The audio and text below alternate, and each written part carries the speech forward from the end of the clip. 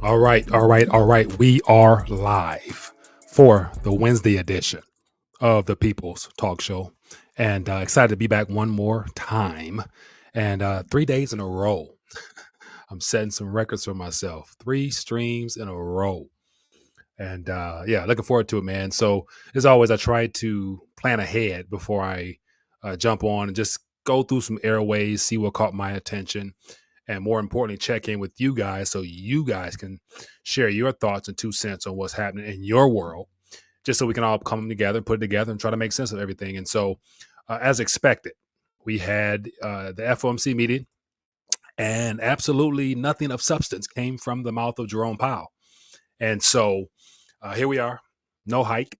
But then again, the pause is going to cause just as much pain as if they were to hike at this current moment, just because all the damage has been done.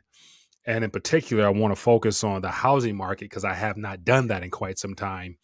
But it's just I think in their estimations, according to what they're looking for in their so-called fight against inflation, there's not enough pain in the economy just yet. And so this pause could last throughout the remainder of this year, but I wouldn't put it past them, even though they're talking big about there's always possibilities of another hike on the table. And so going into 2024, according to Mr. Jeffrey Gunlock, the bond king, it's going to be problems regardless. So here we are. But nevertheless, we all knew this. And I'm looking forward to find out what's on your radar. And before I move any further, let me know if everything is flowing well. I had some technical issues on my side, so hopefully things are going well. If you have not, definitely hit the thumbs up button. Show your support for the channel. That always helps. And also, if we got any first-time viewers, let me know where you're watching from. Would definitely love to welcome you into the community. And so Barlight Broker says, buy gold and gaudy jewelry. Whatever floats your boat, Barlight Broker. All right, what else we got here? Okay, so it says we got 12 checking in. What is this? It says, hey, Mike, is it possible the whole thing is already decided to be over? The whole system seems like it's being abandoned in real time. Definitely possible. No, so I've always said, everything we're witnessing now is strategically been done, because if you look at the G7 governments, they're all in sync for the most part. The EU just hiked, their last meeting, but they're all in sync with the same agenda. And it has to do with a reset or restructuring, just because the global debt load, as I mentioned last night, 307 trillion on the books, it's not serviceable anymore.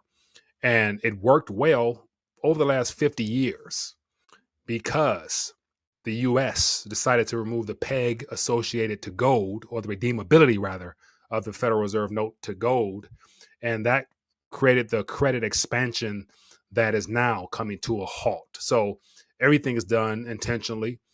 I think what they're more so focused on is trying to control the narrative that comes out of the FOMC meetings, as well as all the other central banks. So it sounds like they're working together in this fight against inflation.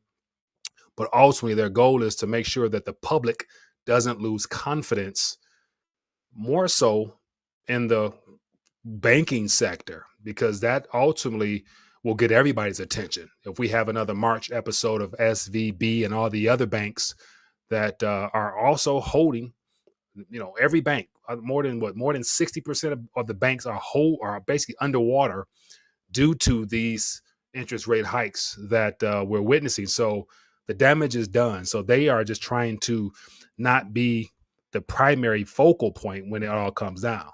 So there's going to be some type of event that will distract us from them being the primary culprits of this entire experience. So anyway, that's just my little 2 cents there. But Daryl, what's up, my friend? How you doing?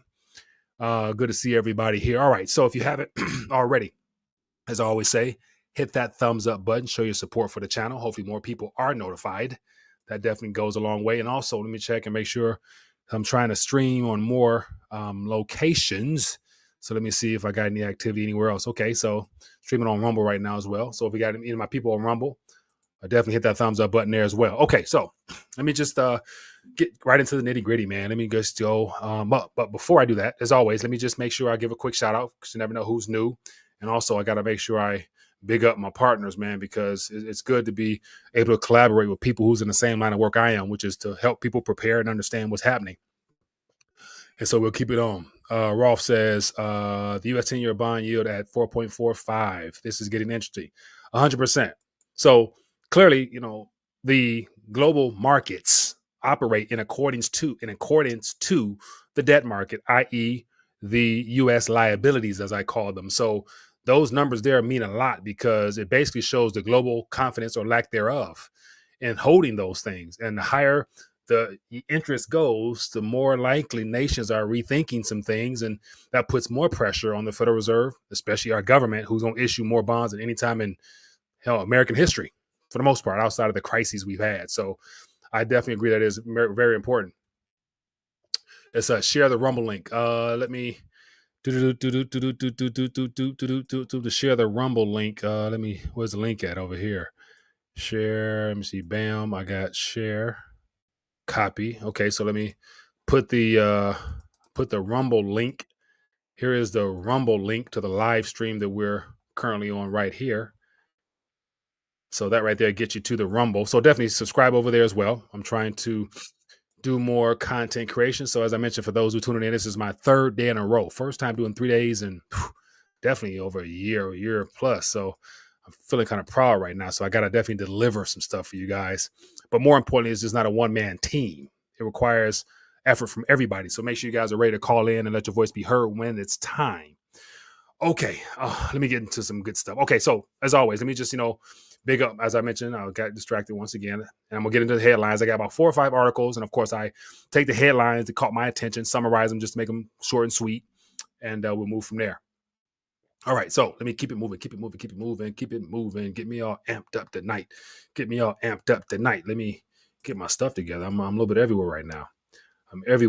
Let me figure out what I got going on. Let me figure out what I got to do. All right. So as I mentioned, so let me, so as always, I'm going to just, because I have to, shout them out for Patriots because they've been a blessing to the channel, definitely holding your boy down, and as well as you guys. And by a show of hands or in the chat with a thumbs up, how many people have taken advantage of the opportunity that for Patriots offer with the 10% off using the RTD code? And so I know that's been a blessing for a lot of people. I heard some good feedback from there, so definitely, I'm grateful. So anyway, real quick, let me just go over here real quick, and then I'll jump to the headlines, man, and then we're going to make it work. Let me find this channel, put it up here. Okay, so if you haven't, I would definitely want to encourage you guys to go to forpatriots.com and type in /RTD. They give you a lot of information as to what's happening in reference to the preparedness game, because preparedness clearly nowadays is a skill that everyone needs to fine tune, and they do a good job of helping people do that. And they also got a nice little blog, so I encourage you to check them out. But more importantly, there's a lot of issues that I've always talked about, and one of them is food shortages. And so clearly we are witnessing a change in the landscape and the types of food we can get, as well as the quality of foods. And one of the things about being prepared is having emergency food on hand can help you avoid a lot of the issues that will come down the line, God forbid, if something happens. But that's just one of the many areas that we've been talking about. So between like drought, inflation, all the other things, getting your food up is definitely something you guys want to do. And so I love the 3-month survival kit they have here, as well as the 1 year, 72 hours, whatever you need, they got it. One of the benefits is you can create your own little stockpile, whatever type of food you want, whether it be breakfasts, lunches, dinners, you name it. And it has a nice little long shelf life as well. So you don't have to worry about it going bad. And out of all the things, it's one of the few things that's still made in America. So they have a lot of energy products, solar products. So definitely be worth checking out. So I encourage you guys to do that. And so if you guys want to, I encourage you to save 10%. Just use the code RTD at checkout. And I appreciate them for being a blessing to the channel as well, being a partner of mine. So definitely check them out. Show them some love. All right, so I want to get right into the articles here, but before I do that, I want to start off with something else that caught my attention. As a result of the inactivity or the non-announcement that was already baked into the cake for the equities markets, here we have a lot of red on the screen here. So clearly, the markets were anticipating a pause, and so the communication space, Google, Meta, all those companies there, taking a little bit of a downward trajectory today, about 3% or so. It's not too big, but then again, when these companies right here, Google and Meta, for the most part, prop up the entire equities market in total of market cap, that says a little something. And then technology, Oracle, Microsoft doing a little something. And then the financial sector also wasn't too hot today either. So the banks, keep an eye on the banks, the banks, the banks, the banks. It's going to be hard for banks to grow if they're not lending because people tapped out. So anyway, okay, let's get into some articles, man. I want to try to get through as many as I can, starting with this juicy one right here. And so let me move myself out of the way a little bit. Okay, so this is what caught my attention earlier, well before Jerome Powell spoke, just because what he says, for the most part, is not as important as what's really happening in the main economy. But Fannie Mae, rather, is out here being truthful to a certain extent, not telling the full level of problems that are out there, but nevertheless, it's something we're paying attention to. That's something I got away from just talking about the housing market in general, because one way or another, it impacts everybody. It says U.S. housing market is headed for the largest sales slowdown since 2011, Fannie Mae says. And of course, everyone remembers that time frame for the most part. And around that time frame, it just was not the most productive time frame for our country. And technically, we're already in the midst of situations like that. But let me just dive into the article here. Here are some of the nuts and bolts of the article here. And I'll just go thumb through it real quickly, give you a basic summary of what's inside the article there. It says Fannie Mae predicts a significant slowdown in the U.S. sales, estimate sales to reach just 4.8 million in the current year, the lowest since 2011, and only a slight improvement to 4.9 million in 2024. So ultimately, things are slowing down tremendously. It says higher mortgage rates with a 30-year fixed rate mortgage rate at 7.18 are hindering home buyers' demand, marking the highest borrowing costs since 2001. It says a weakening of the U.S. economy is on the horizon, and the Federal Reserve aggressive interest rate hike to combat inflation may potentially trigger a recession. Not may, but will trigger and I really believe recession is what we're currently experiencing now, minus all the fudge numbers.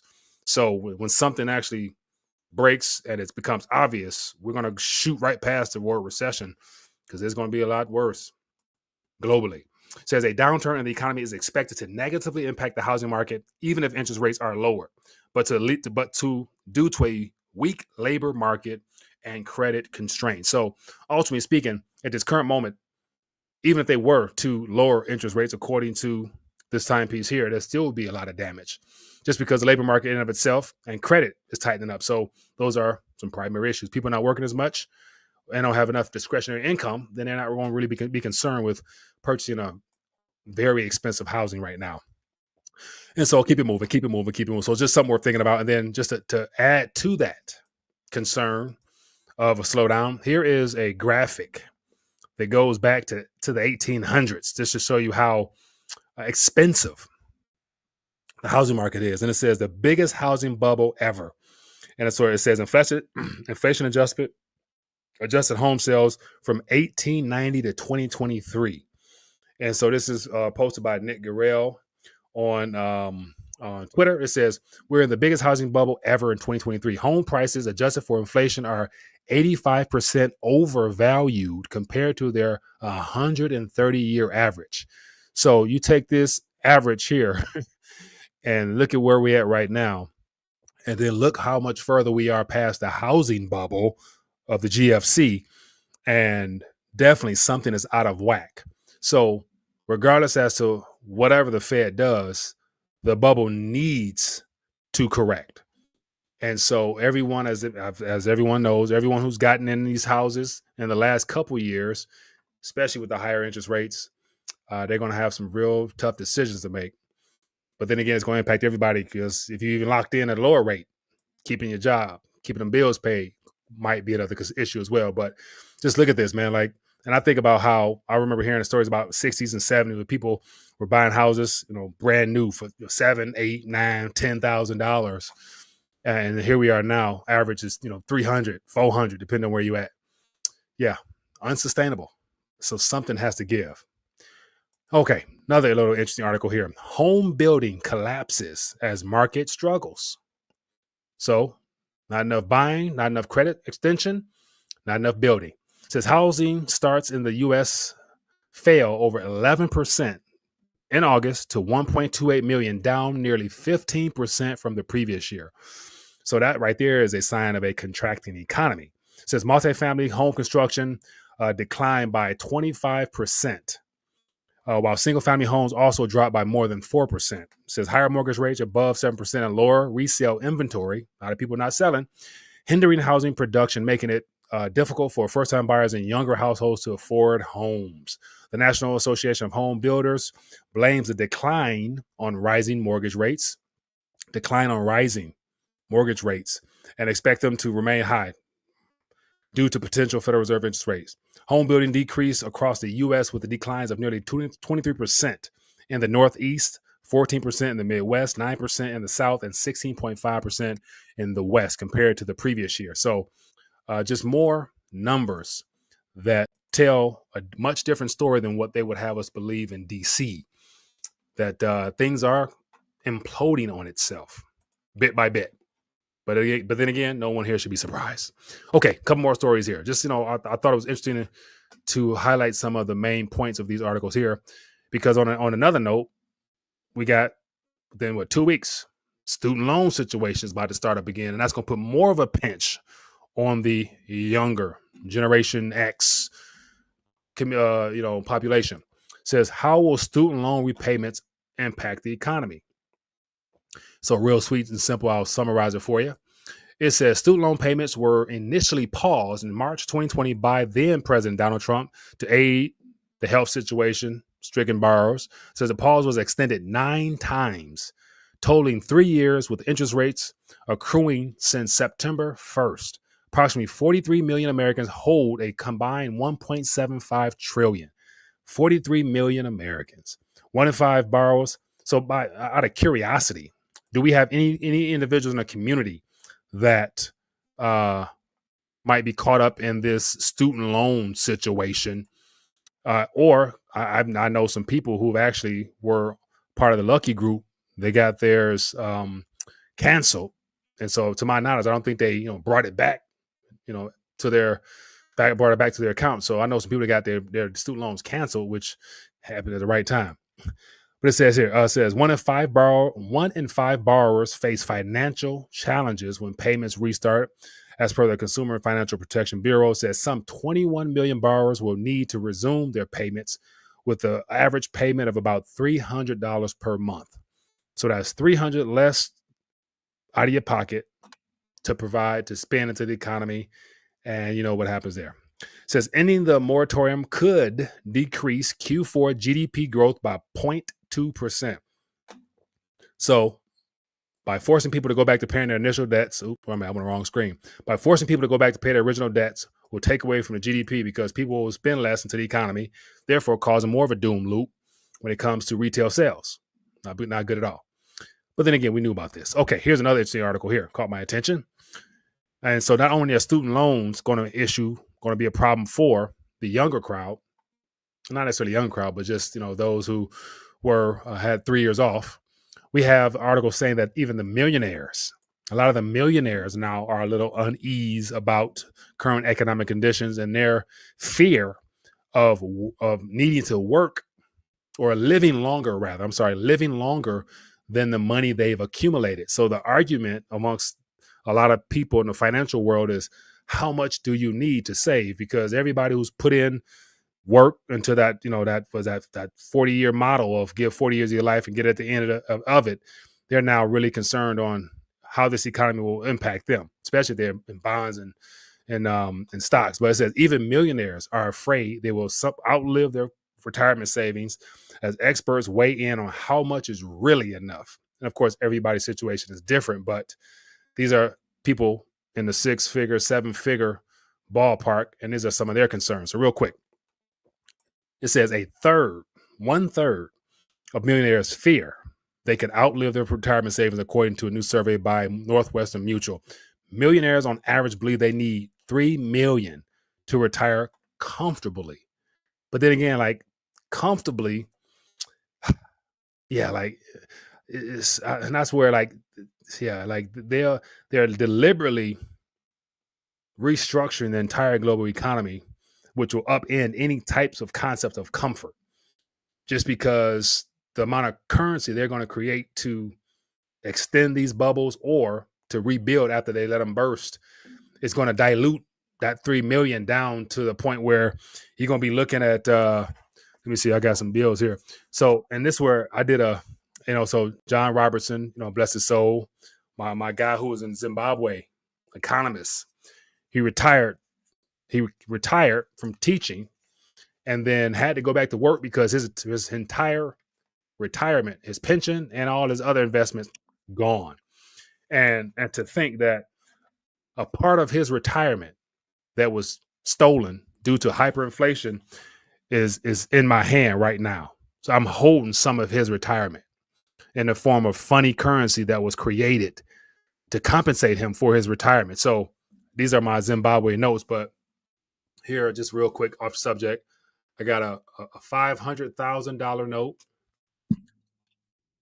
I got a $50 billion note. So even though this is an extreme situation, but right now we're witnessing all types of extreme situations around the world to where you can't really say you can't say it's a mathematical certainty that it won't happen in the USA or in the G7 or in the developed world. So it's more than likely possible. So here's another note. This is a $750,000. So imagine Zimbabweans, hardworking, put in a time, did everything they were told to do. Their financial advisor said, put aside $3 million. And, of course, the economy fluctuates, whatever. But the retirement advice in Zimbabwe is way different than here. But my point is, numbers at the end of the day during a economic collapse are irrelevant. So there'll be no such thing as comfort at the end of the day. That was a whole little gist of that. There'll be no such thing as comfort in the midst of a reset if they have their way. Hope I'm wrong, but then again, I think it's better to prepare yourself mentally for the fact that they're trying to take away our comforts. And so it says 33% of millionaires are afraid of running out of money in later life, and 47% recognize the need to improve their financial planning. It says 70% of wealthy Americans work with a financial advisor, while the general population is at 37%. And then last one here says a comfortable retirement sum varies by age group, with people in their 50s expected to need 1.56 million, while those in their 20s anticipate 1.2. So think about that. People in their 50s say 1.5, people in their 20s say 1.2. So what that shows me, people have no clue as to what's going on in this system. Not a clue. Not a clue. But then again, we weren't taught. Okay, next article here. Another juicy one. The Bond King, Jeffrey Gundlach, warns of demons on the horizon for stocks and predicts a dollar disaster and recession next year at the worst. Oh, just throw in a recession as well. Demons on the horizon for stocks and predicts disaster for the dollar. And a lot of this has to do with the deficits that the U.S. is running and what's coming. But it says here, a $265 billion investment chief says one of the most valuable economic indicators is signaling a recession in about 18 months. So this is an older video, but yeah. So right about next year will be that 18 month that he's referring to. Okay, real quick here. Then I'll probably skip the rest, and we'll go right into some Q&A. Jeffrey Gundlach warning. Says Jeffrey Gundlach, CEO of Double Line Capital, warns of an upcoming recession next year and points to signs of economic weakness. He notes corporate layoffs, record credit card debt, higher mortgage rates affecting housing, and small business struggling with refinancing at higher interest rates are going to be four catalysts that will impact that. Gundlach attributes current economic growth to unsustainable government spending. So whatever growth, the Biden is out here saying that, the economy's doing all this, economy's doing that. He's saying this unsustainable government spending with a budget deficit of 8% of the GDP. So government spending in of itself being beneficial for the economy when it's all debt, something's wrong. He warns that the Fed's interest rate hikes will lead to a debt crisis, suggesting they may want to lower rates again soon, which I don't think they want to. Gundlach predicts a substantial weakening of the U.S. dollar during the next recession, potentially leading to a financial system overhaul. So they will destroy the dollar with as much currency they're going to try to create, and the world will not flock to it because those countries will be in the same issues as we are here. It's going to be a race to see how much you can print to keep people from absolutely going crazy in the streets, even though they're going to do that anyway. Okay, what else we got here? What time are we looking at? All right. So I got a couple more here, but I'll spare you. But I'm curious, out of everything we touched on, housing clearly seems to be one of the touchy subjects that appears to be rearing its head above ground, similar to what it did back in '08 and '08 time frame. But then again, as you saw from that chart I showed earlier, it's a lot worse. The bubble is a lot worse. So the question is, given all this information that we have here in front of us, these are the real stats and facts and charts of what's really going on in Main Street. How can the government or Jerome Powell or any of those people come out and spew anything positive about the current financial condition of this country? And so my point is, whatever comes out of the mouth of those individuals, they're literally just trying to spew more propaganda in real time because the numbers don't lie. 100%. Okay. All right. So what we got? 30 minutes or so. So let's see what we can do here. You guys want to chit chat a little bit, and so as always, I'm curious to hear what other subjects, because I do have a couple little videos here, but I'll spare you those. But over in Italy, I was watching some videos from Italy, and things are getting real over in Italy. And I see a lot of people saying that, Europe literally, because it'll happen simultaneously. Like it's no coincidence that they're allowing everybody and their mother to just flee to the promised land of Europe and the US. So literally, when Europe is being invaded by a variety of people from all over the globe, as well as the US, imagine if something happens, some type of triggering event goes off, and then domestically people get pissed and up, get all riled up. How much more of an incentive will people who have no vested interest in those countries also turn it up a notch as well? And sheer like this, like looting, rioting, you name it, because the time is right. And when in the midst of total chaos, rule of law is out the door. So it'd be a lot easier for all those people who flood into the country to just go haywire.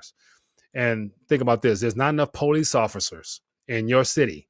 There's not enough law enforcement in our state because the military has been hollowed out. They coming through, I don't know how strong our military is right now. So point in case is they're literally doing a number on a variety of countries intentionally. None of this stuff is by accident, man. It's just hard not to, talk about this stuff because it's right in our face. It's right in our face. And especially if you're attentive and paying attention to this stuff, you start to put all these pieces of the puzzle together, you see a much bigger picture, and the picture don't look pretty in the natural. And I got to make sure I emphasize that, in the natural. But then I want to say, but with God, all things are possible. All right, good people. Let's talk a little bit. So let's see where we can go tonight. What do you guys want to take this tonight? Phone lines are open. 313-462-0027. Call in. Let me hear what's in your voice. What's on your mind, man? What are you keeping your eyes on? What excites you? What might keep you up at night? This is a good time to let it out because you may not be the only one either thinking about it, experiencing it, or it been on your chest as well. All right. Or highlight at Rethinking a Dollar in the chat. I'll see something and I'll try to jump on it. So, all righty, we'll see what's going on. We got who we got here? Calypso Moon, how you doing? Welcome back to the fold. What we got here? Housing prices are controlled. Are controlled for Johnny B. Are controlled for who? People who are sitting on the sideline thinking that there's going to be a fire sale that mimics previous recessionary timeframes. And I have a concern with that as well. But also, let me know what you mean, because I hear a lot of people, and of course, I watch a lot of savvy, investors, and they're talking about like having some cash on the side, mimicking a repeat of the great financial crises. And during that time frame, the governments saved the banks and kept the contagion from actually even trickling into the banks. So things flowed as normal. Now the banks are going to be at the center of all this.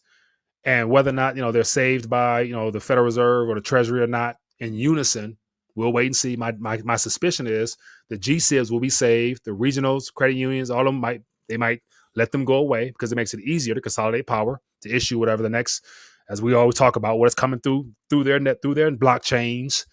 And so I would imagine, unless you're, as I said before, unless you're a part of that group that's being set up to own the majority, like the BlackRocks and the Vanguards, then you may not get access to your cash to take advantage of the fire sales the way that you were able to in previous recessions. So having too much, whether it's above that 250,000 or not, may not be insured, or you may not get access to it to go out shopping when you want to. So that's just my 2 cents. So, all right, let me get some calls in here. Let me see here. I accepted one.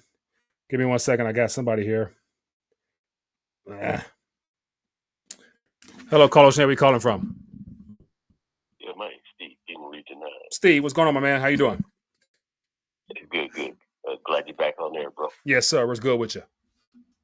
Hey, you got a couple of quick hitters there, and you can touch on them as we go here. I guess the first one would be the FEMA emergency alert for October 4th. Okay, FEMA emergency alert for October 4th. Let me pull something up here. I wasn't familiar with that one. Okay, give it to me as quick as you can.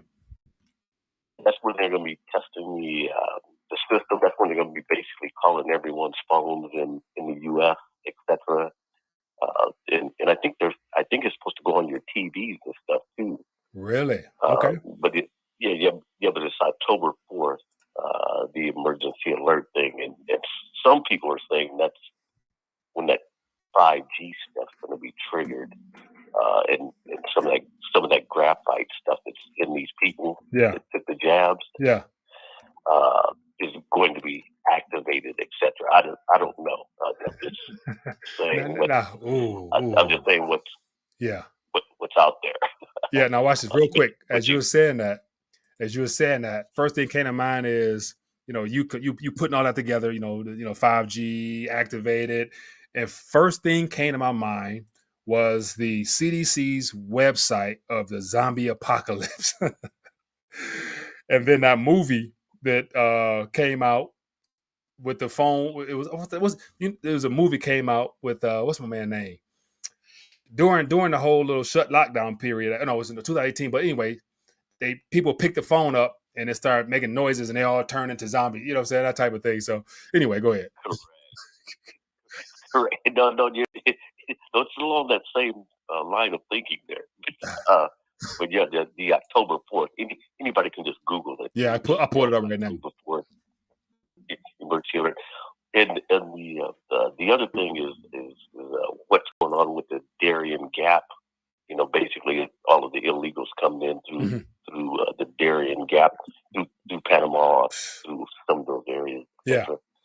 And there's and I guess there's an area in Texas. I sent you a video on it. This 2024 Homeland Threat Assessment 2024. Yeah. Basically, they cleared out this area down in Texas. I guess it's a huge area, and they're letting illegals come in and buy property, and let them start setting up houses and things, etc. Which we wouldn't be able to do, right? But the illegals, and this is a huge area. Yeah, I got it on the screen right now. I did see I saw a video and I got it up playing right now of how massive it is. Like this is like literally it looks like it's been strategically set up, like they put in infrastructure, you know what I'm saying, for that. Correct. No accident. Correct. Yeah, no accident. So that's one thing, and what piggybacks off of that is the still to this day, I'm out here in Vacaville, California, which is about 15 minutes from Fairfield, California. Yeah. I.e. Travis Air Force Base, where all of this land is being purchased on three sides of the Air Force Base. Yeah. 3 out of 4 sides. Isn't it about somebody mysterious? Isn't it a mysterious buyer or something like that? Well, there's a group called the Flannery Group, and they still haven't gotten to the bottom of it to see who it is. But you know, and I know that the government can find out who owns that land. Yeah. And if they don't know, that just tells you how inept our government is right now. Right. How do you buy all of that property on three out of 4 sides of an Air Force base, and nobody knows who it is? Right. Yeah. Something smells fishy. Yeah, something's up. And then the last thing I'll touch on before we get off here, you're talking about the retirement stuff. Yeah. I've been retired law enforcement for many years now. And I just took what I made last year, from CalPERS, and then I just multiplied that, for the year, even though COLA, etc., affects everything naturally. But I came up with like 1.1 mil already that I've been paid. Yeah. So I think it's like you're one of the fortunate ones that's able to get as much as they can out before stuff really gets to the point where, you know what I'm saying, they won't be able to get none. So yeah, that's a blessing, man. Oh, and trust me, I mean, and that's not living lavishly or anything. That's just, you're good. Right. Right time, right place, man. Right time. You got out the right time, right place, and you get it. You're getting yours. So congrats, man. Hey, man. Well, anyway, and then the last thing, everybody, please get those solar generators. Oh, please, please. How's yours holding up? You don't have one? It's good, man. That Zender Supervase V 6400. Yeah. They're expensive.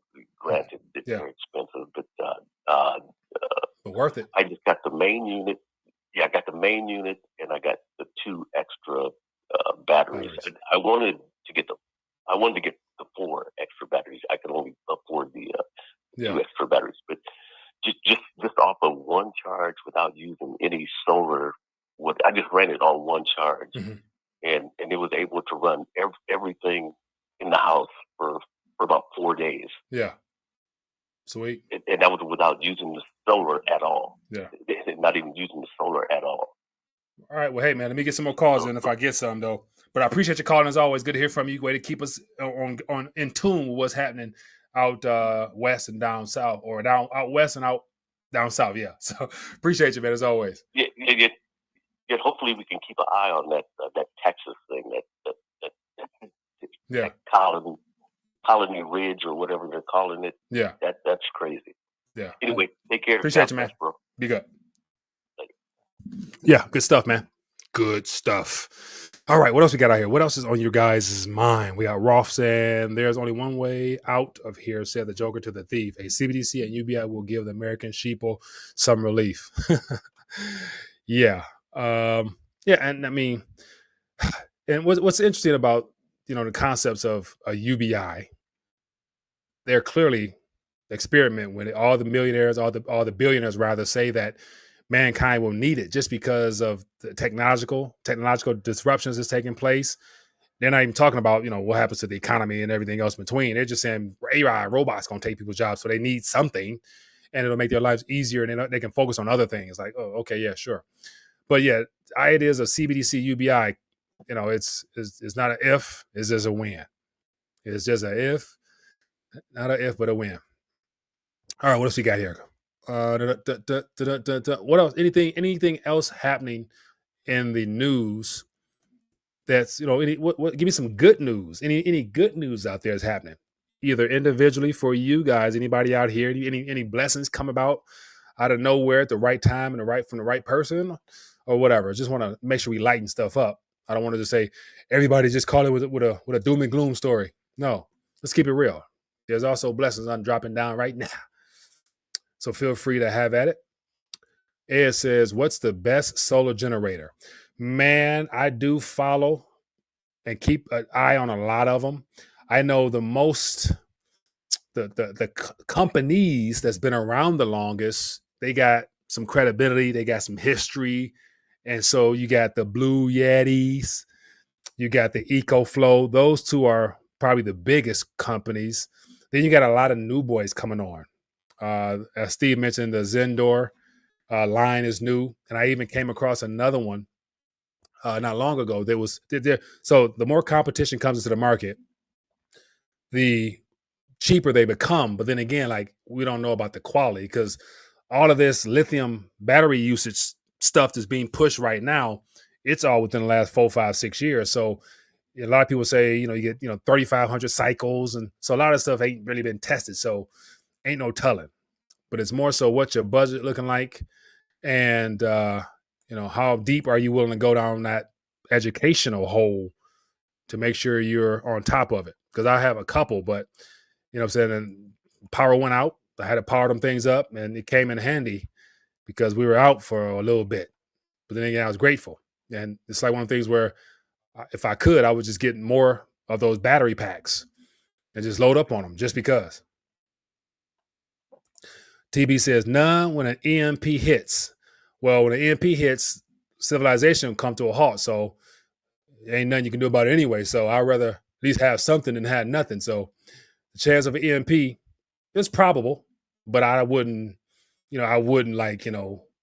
bank on it. You know what I'm saying? I'd imagine we would have an intentional cyber event, i.e. disruptions in satellite service or the cable internet for a short period of time before an EMP is deliberately set off, because it's going to mess their plans up. But then again, in the midst of a reset, anything's possible. Anything is possible. Joe said the 10-year yield is rapidly rising. Tomorrow going to be a colossal sell-off if it continues into tomorrow market open. Yeah, Joe, we touched on it a little bit earlier. Something's breaking behind the scenes. And so even Jeffrey Gunlock, let me see, go back here. He was talking a lot about his concerns for the dollar going into next year due to our government's budget deficit, which is about to really get cranked up. And so clearly warnings are being shown with the debt market right now, probably as like a little heads up warning to the markets, to the world, what might happen if we go into next year and they try to issue that 1.9 to fund madness and fund craziness. Yeah, something gonna give. And I think it'd be a similar situation as to what happened in the UK this past fall. Me and Mario touched on that. Mario did, especially because he's in that country, but how the gilts just basically just went like to the trash can, and the government panicked and backed down on all those radical policies to try to stabilize things. And then they came into the market to support the bond market by buying them. So, yeah. Mr. Mitchell said, I went months without electricity. You adjust. Yeah, that'd be different though, man. That'd be different. Like candles and fireplace and stuff like that. That would be different. Cell phone towers be down. Barley broker, I might doubt RTTV. So depending on the time of the year, depending on where you're at geographically, it might be if things were to go out, it might be a good time to just spend more time in nature. Get back to the roots and let your feet walk in the grass and recharge your body and everything else in between. But if you're in the winter, it's going to be a cold winter. Says years without heat, with months without electricity. Man, what you do, Mr. Mitchell? You lived outside? Like, where did you live at where you went that long without the basic necessities? Because just from hearing that, it looks like you might have been like in an unfortunate predicament where you didn't have, or you went without. That's why you got that real world experience. So might define hazardous Westminsters to promote the BRICS. Westerners that promote the BRICS at the expense of the country they live in. I don't get it. Do you find hazardous Westerners that promote the BRICS at the expense of the country they live in? I don't get it. As far as do I find hazardous? I wouldn't say, because I talk a lot about the BRICS, but I don't talk about it from the standpoint of I'm cheering them on, like, hey, woo, go ahead, like, come up with that gold back, whatever, or whatever. Yeah, take down the West. No, because I'm in the West, so I'm like, uh I don't want them to succeed. But then again, I know what we're doing here is crippling the world. So I put myself in their shoes as well. And if I was on that side of the world, under the boot and strap of the West, and with the threat of sanctions, and literally we're living a very privileged life off the abuse of our currency. So I'm grateful that I was born on this side, not that side, for now.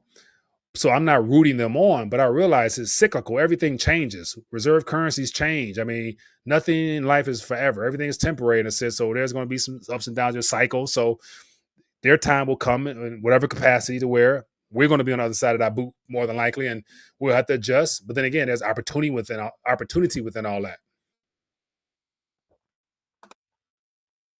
I don't worry. You need. Says RTD says calling. We say calling from the bat phone pickup. Oops, I have missing calls. Forgive me. What we got? So that's what happened when you start ranting, lose track of time. So that's another one of the things where it's not as easy to answer calls, check the chat, make sure everything's working on the back end. Hello, caller. Where you calling from? Mike, Tony from Oakland. How you doing, bro? TB, doing good, my friend. What's on your mind? One more again.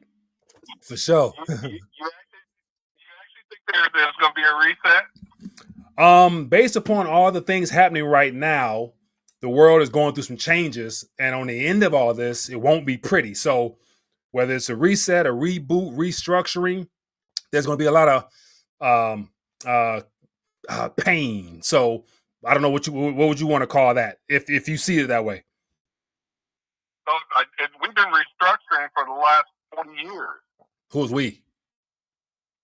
The United States. The dollar continues to go down, but other countries' currency continues to go down along with it. So eventually we're going to be on the same playing field. There's no replacement for the dollar at this present time. There's nobody even talks of replacing the dollar. Everybody keeps talking about China. Would countries that are just signing up for China want the U.S. dollar, which is a reserve currency, and you can spend it anywhere? Or would they want a dictatorship, as in China, with the boot on their neck, saying that you have to do it our way?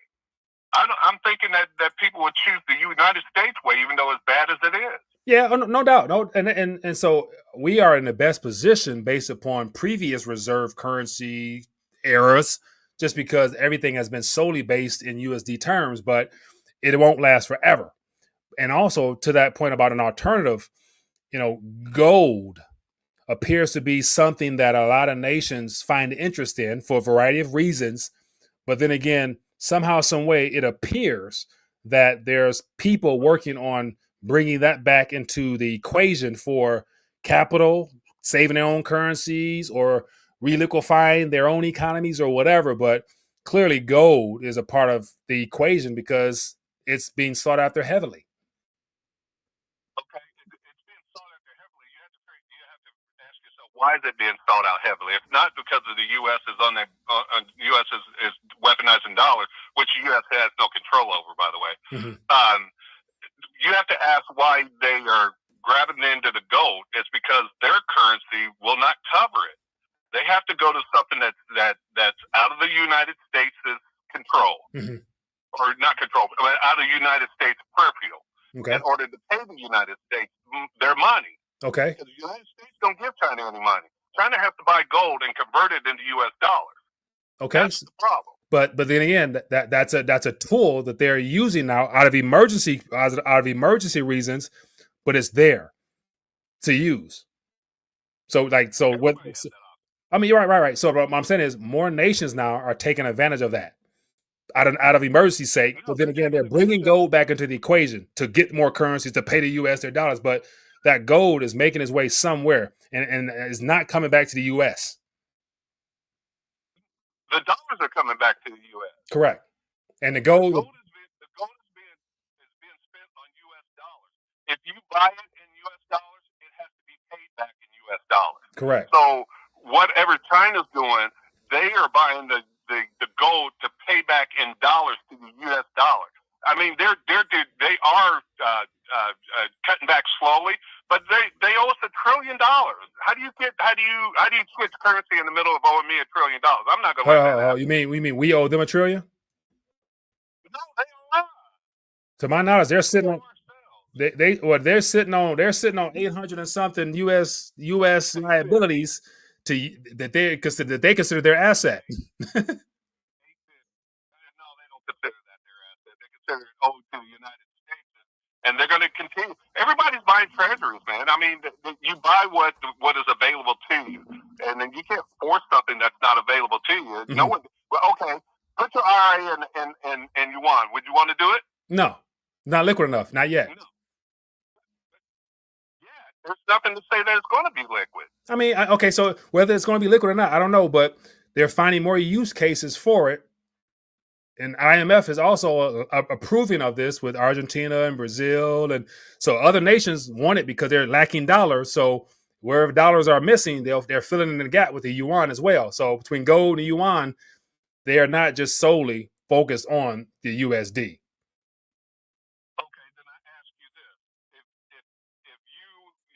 Yuan is trading with other countries like India. What is the exchange rate? I don't know. Yeah, but you need to do that homework though. If you're going to say that, I mean, but no. But that's where, outside of me giving my opinion on this side of the equation, I'm just sitting back watching and observing the bilateral agreements where the currency's flowing. That's not done in dollars, to where that's picking up more and more and more. And so while the USD is needed, it is not something that, if not used, will bring down economies in a whole. It'll be some issues, but then again, they'll make a way. Yeah, but when I ask you what happens when the dollar goes to 106, look how many countries start buying more gold when dollar goes to 106. It isn't because they're trying to divide from the dollar; it's because they can't afford it in their own currency. Correct. Because their currency is trash. Weighing some trash and the other trash still gets trashed. So you're going to need something in the middle to balance that out, and it happens to be gold. Well, that gold is only there to protect. It's not. Why isn't gold price going up if everybody's going to gold? If everybody's switching to gold, why didn't the price go up? In what country? In what country are you talking about? In what country? Saudi Arabia is up. China is up. So in those trash currencies, gold is at all-time highs all around us, just not in USD terms, because trash currencies. Mike, what is gold price is? I mean, because of our futures markets, it's in USD. But then how relevant is that if you lived in Lebanon, if you lived in Zimbabwe, if you lived in whatever, and you got to go spend your currency to get gold? You ain't worried about the USD, because when you go down to the shop, you got to give them reals or rubles, or what I'm saying. So it's to each country. You know what I'm saying? Huh? I'll tell you how relevant it is. Mm-hmm. I'll tell you how relevant it is. Go ahead. You take the gold price at 71, which is what? Give it to me. What? You take the gold price at 71 when they got off the market, is at what? $32, $35? 35 is change, yeah. And some change. Okay, you take that time to last how many years? 55 years? 40 years? Mm-hmm. What? You take that. And you multiply it. Uh-huh. And you multiply it, it's roughly the same amount the gold is today. 1900. Using inflation adjusted measures. The monetary basis, we got 20 trillion pieces of paper floating around compared to a trillion then. And you're using the metrics of gold being equivalent, adjusted for inflation. I'm only using your argument. No.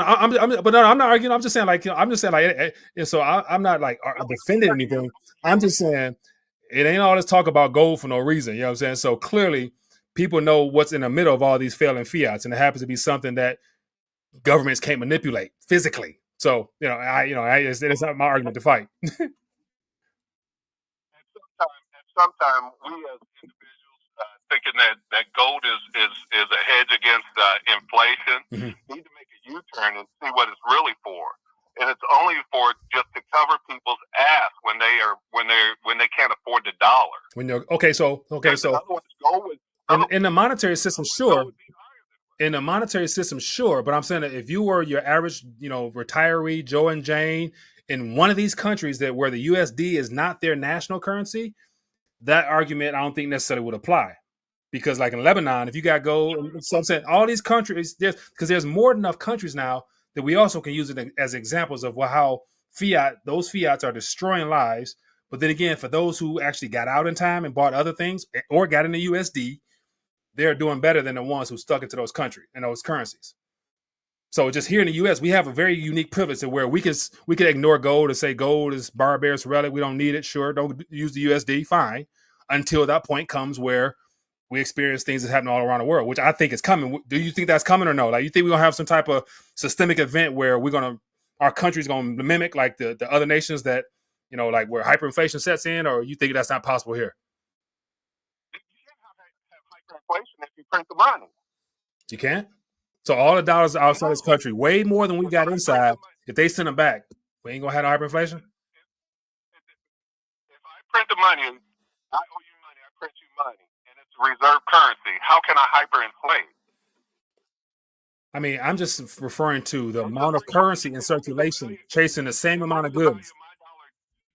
It brings the value of my dollar down. Yes, correct. But it also brings the value of your currency down because it's worthless, just like mine is worthless, but even more. That's like $1 is costing everybody 105 now. When it gets to 1.7, 1.14, all these countries are going to flock to gold because they can't afford it in their currency. Right now, China is 7-1 US dollar. 7-1. And no one wants that. Imagine what it is in Africa. It's horrible. Right. Well, hey, man. Hey. You go to something like gold, which has a set value, and you pay off your bills. And then get back to the same crappy currencies, huh? Well, they ain't got no choice because there's no alternative. I keep saying that, but everybody keeps saying the yuan, but nobody's gravitating for that. Remember when they had that summit and everybody's like, "Oh, they're gonna introduce the gold back." Did they say anything about the gold back then? No. No. Speculation. That's all it is. Clickbait, thumbs. Saying like what you get some topics of what could be, but they're working. But no. I refer to keeping an eye on the summit with suspicions of them announcing something. I didn't say it was mathematically factual, going to be true. None of this is. This is all opinion based. So other than just sharing what could happen and what they're working on, clearly they're working on something because they're bringing in more uberly wealthy, rich countries to where they're going to work together. And it's good to say majority of the things they do amongst themselves, they're not sitting up there trying to figure out the exchange rate of USD to those currencies they have. You know what I'm saying? I imagine they're trying to take that out of their equation. So you think the CBDC is happening too, which I think not. That's what the Fed now is. The Fed now canceled that CBDC action. Oh, if you say so, I think it's a private network with programmability to it, so they can probably add in some tokens to that thing with no problem. So whether or not the like Citigroup's new little private blockchain is somehow going to be interoperable, it's all tech. It's software. It's software, so anything can be done. No, it's been compromised by the bank. The bank has already got control of the crypto market. Yeah, I don't doubt that. Control the crypto market. I don't doubt that. And all of the money that you see floating around, it's not money goes from one hand to the other. There's no loss in there. There's somebody's rich, somebody's poor, turning around, somebody's poor, somebody's rich. But the CBDCs have been compromised by the big banks. So you can cancel all that stuff about the CBDCs because Fed now has taken over, and they've taken over the SOFR. SOFR is taken over and over LIBOR. So now the U.S. is setting the bench rate in addition to the monetary system. Right. So where's the CBDC going to come in at? Hey, according to TB, it's not possible. So I'll mark down. There was the 20th of November of September 10:04. TB says no CBDC is not coming, and then I'll replay this. Huh? It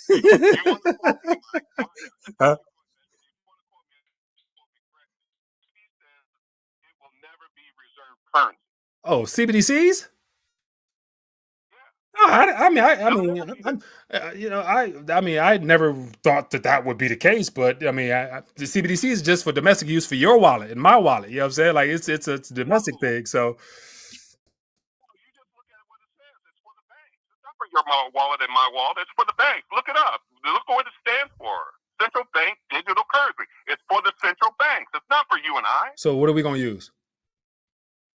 We're using it. The U.S. has no current currency. What is our currency outside of the dollar, which is a reserve currency? We have no other currency. If the dollar goes away, what are we switching to? What is the United States going to switch to? We don't have a currency. But the dollar's not going away though. Like the dollar's not going away. They're rebranding it though. Like, you know, so with JC Morgan Chase, Goldman Sachs, and Citigroup coming up with their own blockchains where they're tokenizing deposits from what they said, that right there is a rebrand of the same currency, because on the back end, we won't even know nothing about it. They said you won't need a wallet just because it's as if it's already is. So they've already found a new way to, huh? Different than my credit card? Right. It's on their ledger. So it's a computerized ones and zeros on a screen. It's a USD. Is it any different than my credit card? They're all the same. Different than my credit card. So all you did was just gave me wrapped up the same idea that I have in a ledger and this and that. It's a glorified ledger. That's all it is. I mean, that we don't control. And on the back end of that will come with a lot of permissionless or permissioned activity, such as the ability to spend, expiration dates, and all the other stuff that is an example of what the yuan is right now in China. So I would say that, but I'm not gonna argue. I gotta go. We pass. Go ahead. Last thought. Go ahead. I'm just saying that it's no different than a regular charge card. It's no different. They've got this stuff already. They're just trying to fool you and trick you into saying that there's something else coming out there. All this stuff that requires infrastructure, we can't do. So you have to look at it like that. What's the infrastructure for everything that they're talking about for this AI stuff? They can't do it. They can't do it because it takes too much, and we don't have the money in order to do it. And our currency only is good as long as it's circulating. If it stops circulating, we're dead. We're done. So that's why we can print 32 trillion. That's why we can print 56 trillion the next time around. This debate that's going on in the House, and they're talking about the budget closing down the government, that's so they can hide the numbers. You wait until they actually get the budget, and it's going to be out of this world.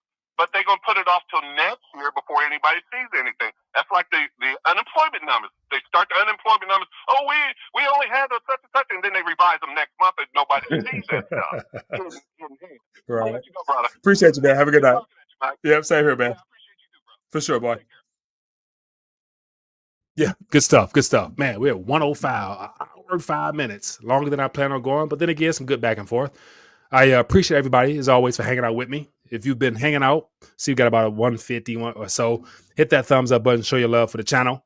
And then again, this is why we have the talk show. So we can have people call in with a variety of viewpoints on different things and put it out there and see what sticks and what doesn't.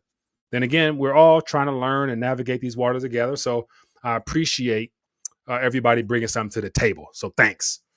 All right, well, good people. As I said, be blessed, be safe. I'm cutting the phone lines off. No more calls for the night. I am fatigued mentally. All right. Well, we're back at it. I'm going to do it tomorrow. I'm going to try. I'm going for 4 days in a row. 4 days in a row. If I get my thumbs up, if you guys give me some thumbs up, I'm going to make 4 days in a row. And this is your time to find some questions, find some topics or something, bring it to the fold tomorrow, and let's talk it out again. All right, people. Peace.